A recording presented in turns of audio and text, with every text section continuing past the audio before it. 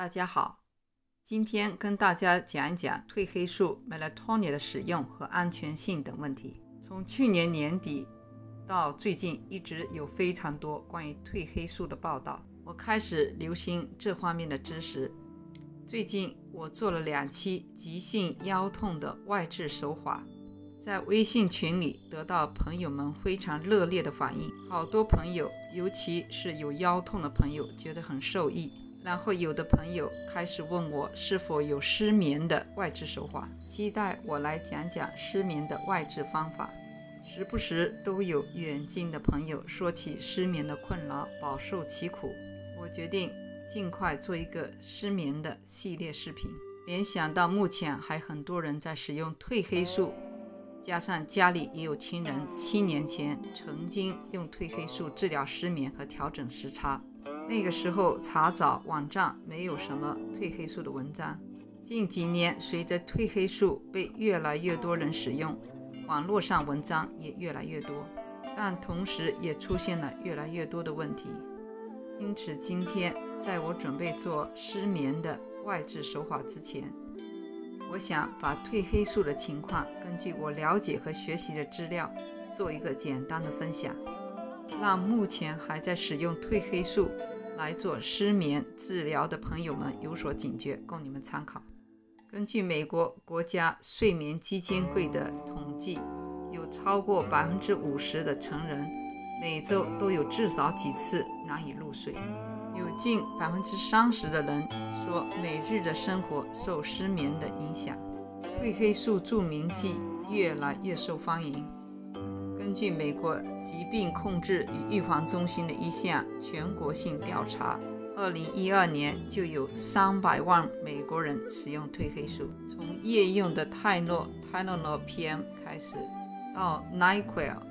到 Xanax， 到现在的褪黑素，这些非处方药被很多人用于治疗失眠。褪黑素 melatonin 则是近20几年非常常用的一种被号称是全智囊的东西，很多人认为它不是药，而是一种补充剂。到底褪黑素是什么？它是怎么样对失眠起调节作用的？它的安全性如何？每一晚都使用是否安全？适不适合长期使用？这是我今天这一期根据我查找学习的资料想跟大家分享的。褪黑素是我们人体大脑松果体自然产生的一种荷尔蒙，晚上生成越来越多的褪黑素，随着第二天太阳的升起，它在我们人体血液中的量会逐渐的减少。严格意义上，它不是睡眠的激素，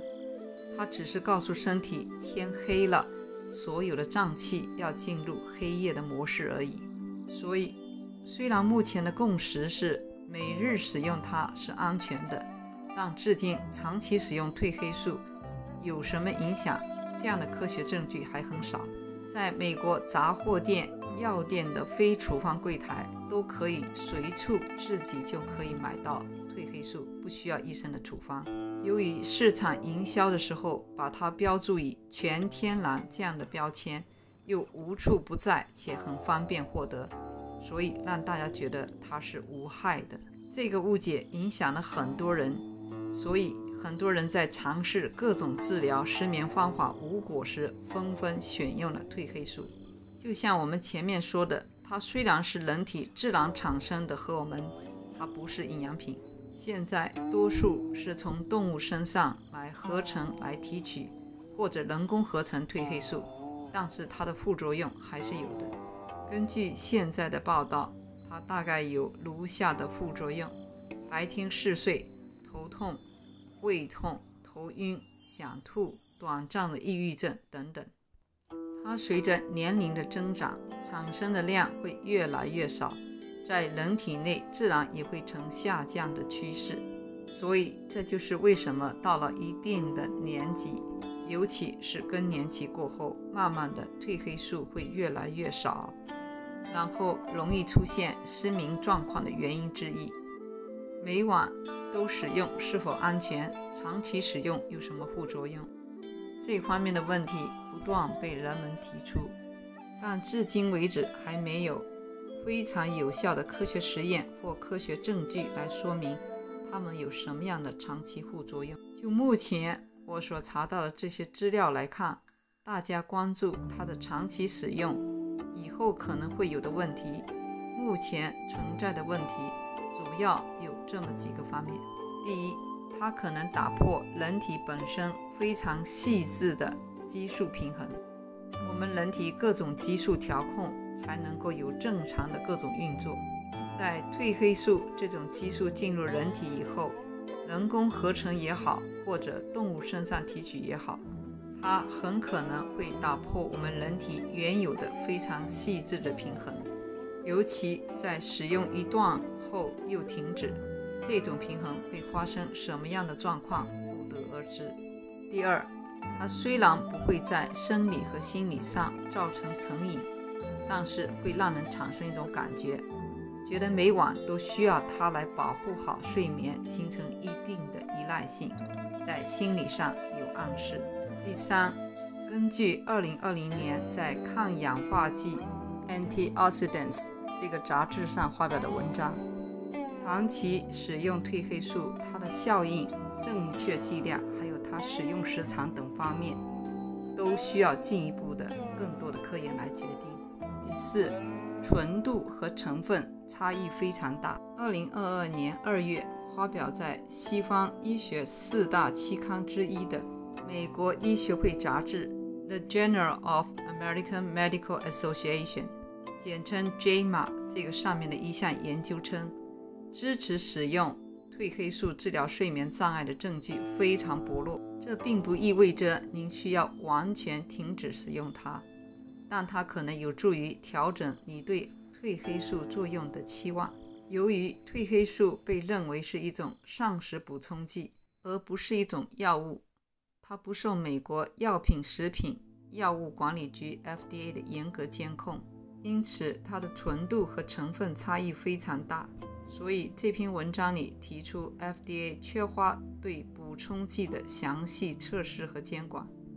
是褪黑素目前使用的一个普遍问题。这篇文章研究还发现，许多褪黑素的产品实际含量比标签上的含量要高出 478%。褪黑素在人体中正常产生的量每晚差不多10到80微克，它在市面上的片剂或者液体剂通常的标识剂量是 0.1 到10毫克。所以如果说它实际含量比标签还要高出 478%，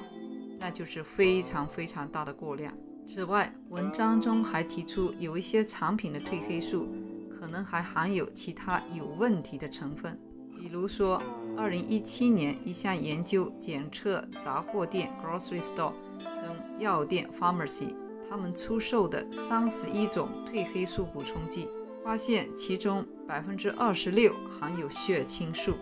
而血清素是另外一种即使低剂量也可能造成有害影响的激素。在世界的其他地方，比如说英国和欧洲大部分地方，褪黑素被视为药物，是需要处方的。所以为了确保补充剂的安全，有的医生建议只选择经过 NSF International，就是前身为国家卫生基金会这个认证的 supplemental 补充剂。这个机构 NSF International 是一家验证补充剂成分纯度的第三方机构。长期每晚使用安全吗？这是非常多人开始使用褪黑素以后才想到的问题。虽然短期使用褪黑素现在已经被很多人认为是安全的，偶尔失眠或者克服时差都可以用，但许多人每晚都服用褪黑素，这个就会有个问题。所以专家警示这个药，如果你认为这个剂量比你预期的剂量还高出很多倍，那特别要注意。从西方治疗失眠的角度来看，通常医生就是建议暂时使用褪黑素作为调整时差和偶尔失眠，这是安全的。更多的医生提出，更关键的不是只使用褪黑素，要在睡前避免喝咖啡、茶、酒，形成过固定的作息习惯，还有保持卧室的安静和黑暗，营造比较好入睡的黑暗环境，避免电子产品的蓝光消减褪黑素的产生。这些就是西方的医生们所提出的建议。因此，从目前所查找和阅读的资料来看，褪黑素对人体影响、对人体激素的平衡，至今仍然没有定论。根据我跟有失眠问题的朋友们的交流，上面提出了这些，比如避免影响睡眠的饮品，形成良好睡眠作息习惯，对多数人根本是不起作用的。因此，我准备给大家讲述从中医的角度、从生物全息的角度、自然疗法、替代疗法等，可以怎么样调整失眠的这个状况，改善睡眠情况。好，这些就是我今天做的第一期有关睡眠的视频。在做经络和外治手法之前，对治疗失眠的热点膳食补充剂褪黑素做一些调查和研究，给有这方面需要的朋友一个参照，仅供您参考。接下来会讲述失眠的外治调理手法，包括经络、全息生物诊疗、足底按摩，还有食疗和小功法等方面，敬请期待。如果您喜欢我的视频，请点赞、转发、订阅我的频道，